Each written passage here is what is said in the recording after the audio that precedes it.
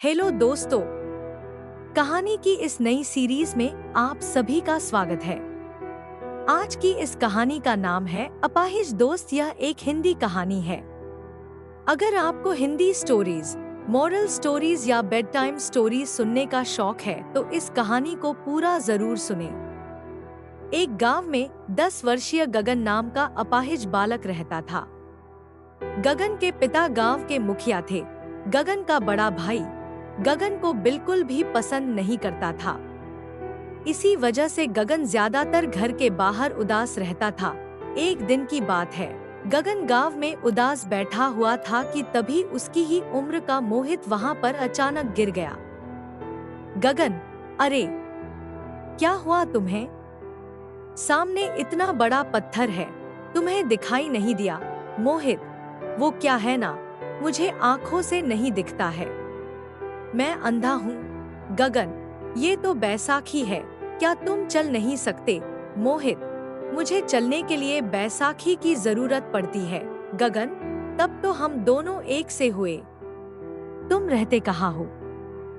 मोहित, मेरा इस दुनिया में कोई नहीं है, मैं अनाथ हूँ। गगन, मैं अनाथ तो नहीं हूँ पर अनाथ जैसा जीवन व्यतीत कर रहा हूँ। मोहित, क्या तुम मेरे दोस्त बनोगे? गगन, क्यों नहीं? गांव में मेरे साथ कोई नहीं खेलता, कोई मुझसे बात तक नहीं करता। मोहित, आज के बाद मैं तुमसे बात करूंगा।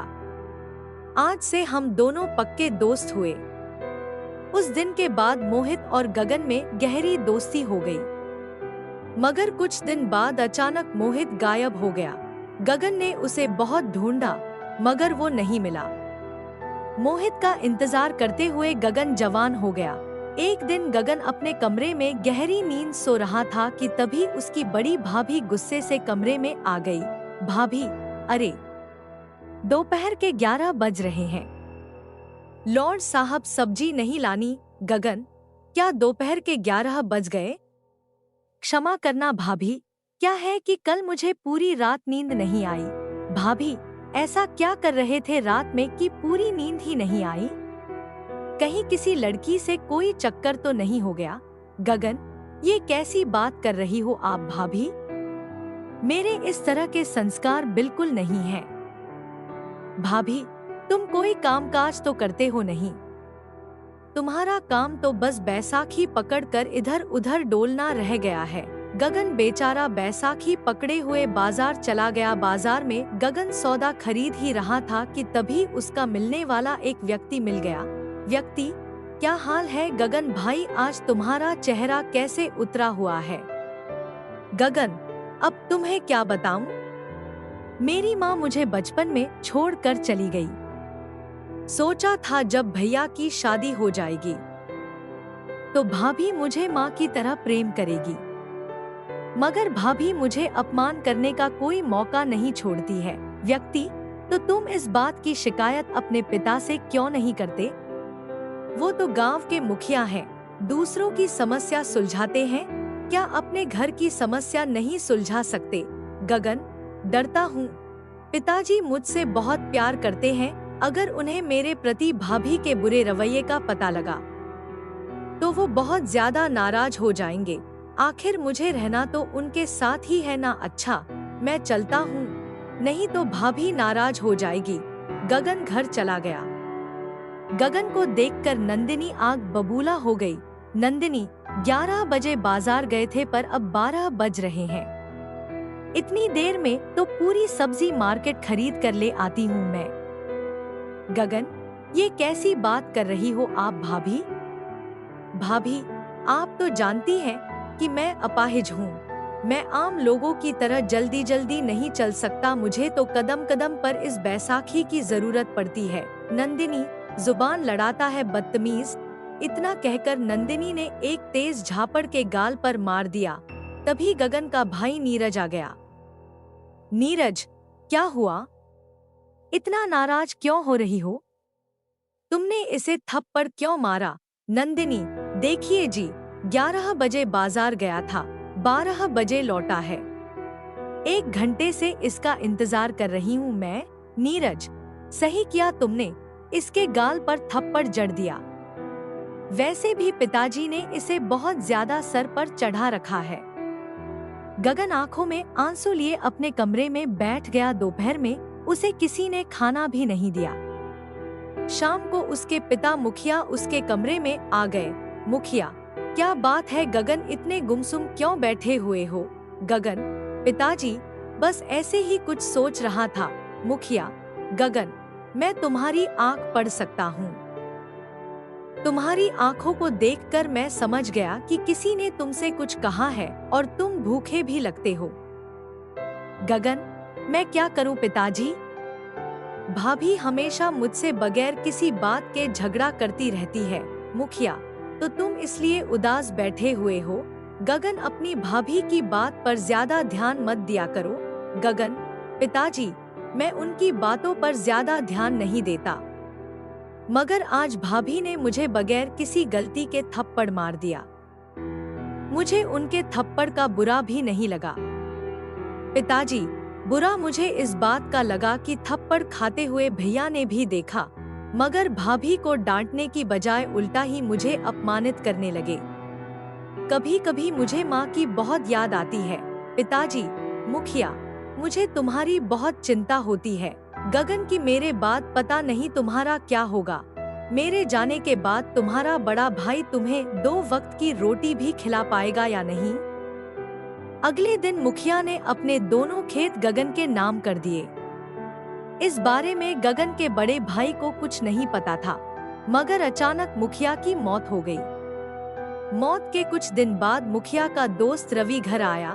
रवि, मुझे यह कहते हुए अच्छा तो नहीं लग रहा, लेकिन मुखिया जी ने मरने से पहले मुझसे कहा था कि ये बात उनके मरने के बाद ही उनके बड़े बेटे को बताई जाए।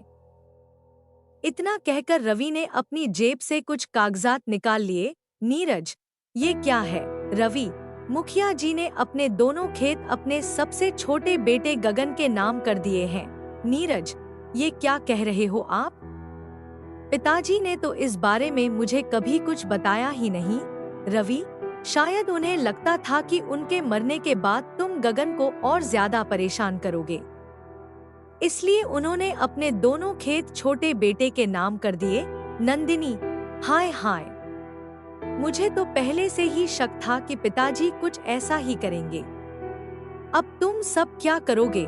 रह गए ना ठन ठन गोपाल सब के सब। अब ये तुम्हारा लंगड़ा भाई तुम पर जिंदगी भर शासन करेगा।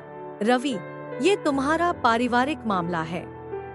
लड़ने और झगड़ने की बजाय आपस में बैठकर बातचीत से इस समस्या का समाधान कर लो। इतना कहकर रवि वहां से चला गया।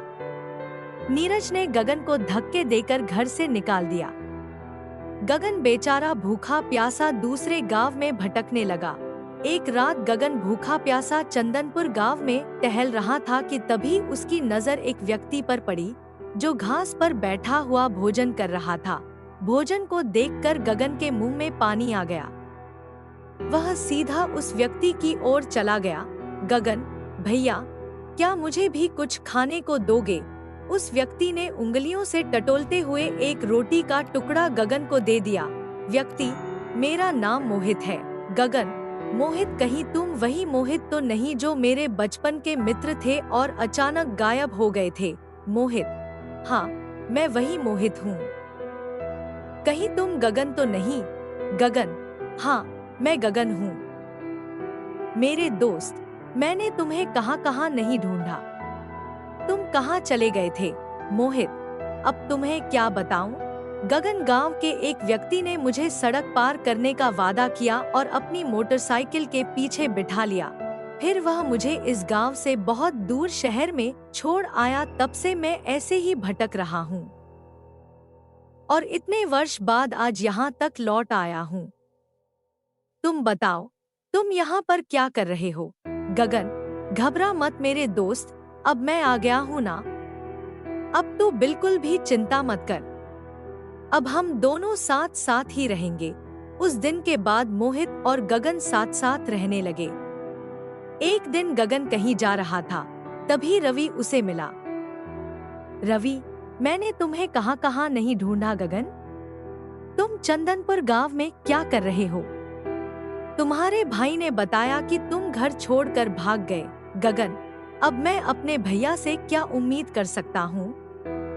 बोलिए रवि साहब, क्या जरूरी बात करनी है? रवि, बात ये है, गगन की वसीयत करने से पहले तुम्हारे पिताजी ने तुम्हारा शारीरिक परीक्षण करवाया था। गगन, हाँ मुझे याद है, पिताजी मुझे एक डॉक्टर के यहाँ ले गए थे। उसने मेरी खून की जांच की थी। रवि, कुछ दिनों पहले ही रिपोर्ट मुझे प्राप्त हुई। तुम्हें एक भयानक बीमारी है। गगन, तुम इस दुनिया में कुछ दिनों के ही मेहमान हो। रवि की बात सुनकर गगन अंदर से हिलकर रह गया, उसकी आंखों से आंसू बहने लगे। कुछ देर बाद गगन हल्की मुस्कुराहट के साथ बोला, वैसे भी जिंदगी में मुझे कभी सुख तो मिला नहीं रवि साहब, तो क्या आप मुझे सिर्फ ये बताने के लिए यहाँ आए हैं? रवि साहब, मैं जानता हूँ गगन कि मेरे भाई और भाभी का मेरे प्रति व्यवहार कितना बुरा था और उन्होंने तुम्हें धोखा देकर घर से बाहर भी निकाल दिया था, लेकिन उन्हें उनके किए की सजा भी मिल चुकी है। गगन, तुम्हारा बड़ा भाई अब सड़क पर आ चुका है और तुम्हारी भाभी सड़कों पर भीख मांग कर गुजारा करती है। गगन, मैं इस बात को नहीं मानता वकील साहब। रवि, अगर तुम्हें मेरी बात का विश्वास नहीं तो स्वयं अपनी आंखों से देख लो। इतना कहकर रवि ने दूर से एक औरत की ओर इशारा कर दिया। उस औरत को देखकर गगन पूरी तरह से चौंक गया। गगन, अरे ये तो भाभी है। तो क्या भैया को कहीं पर काम नहीं मिला? रवि, नहीं, क्योंकि तुम्हारा भाई अब अपाहिज हो चुका है। गगन, तुम तो कुछ दिनों के ही मेहमान हो, तो क्यों ना तुम अपने दोनों खेत अपने भाई के नाम कर दो? यह बात मैं तुमसे सिर्फ इंसानियत के नाते कह रहा हूँ, बाकी तुम्हारी मर्जी। रवि की बात सुनकर गगन कुछ सोचता हुआ बोला, मैंने सोच लिया है रवि चाचा, मुझे क्या करना चाहिए। आप घबराओ मत, मैं अपने भैया और भाभी को सड़क पर भीख मांगने नहीं दूंगा, लेकिन उसके बदले में मैं आपसे कुछ चाहता हूँ। रवि, तुम मुझसे क्या चाहते हो? गगन रवि के कान में कुछ बताने लगा। अगले दिन मोहित ने देखा कि गगन नहीं था। मोहित ने गगन को बहुत ढूंढा, मगर गगन उसे कहीं नहीं मिला। ऐसे ही कई महीने बीत गए। एक दिन अचानक मोहित किसी कार से टकरा गया। कार से एक व्यक्ति बाहर निकल कर आ गया। व्यक्ति, अरे तुम्हें चोट तो नहीं आई? मोहित, नहीं, मुझे कोई चोट नहीं आई, मेरे शरीर को तो हर 5 मिनट बाद किसी ना किसी चीज से टकराने की आदत है। व्यक्ति, मेरा नाम डॉक्टर जोशी है। क्या तुम अंधे हो? मोहित, जी हाँ डॉक्टर साहब, मैं अंधा हूँ। डॉक्टर जोशी मोहित की आंखों को हाथ लगाकर चेक करने लगा। डॉक्टर जोशी, तुम्हारा इलाज संभव हो सकता है। अगर तुम चाहो तो मैं तुम्हारी आंखों की रोशनी वापस लौटा सकता हूँ। ये सुनकर मोहित खुशी से झूम उठा। मोहित, क्या वाकई? मैं देख सकता हूँ डॉक्टर साहब। डॉक्टर जोशी, हाँ तुम देख सकते हो, आओ मेरे साथ। डॉक्टर जोशी मोहित को एक अस्पताल में लेकर आया। कुछ ही महीनों में मोहित को दिखाई देने लगा। डॉक्टर जोशी, ये लो मोहित, 10 लाख रुपए। अब तुम्हें सड़कों पर भीख मांगने की जरूरत नहीं है। मोहित ने उन 10 लाख रुपए से खाद का काम शुरू किया। कुछ ही समय में मोहित पैसों में खेलने लगा। अब वह एक बहुत अमीर व्यक्ति बन चुका था। कुछ सालों बाद मोहित डॉक्टर के घर पर आया।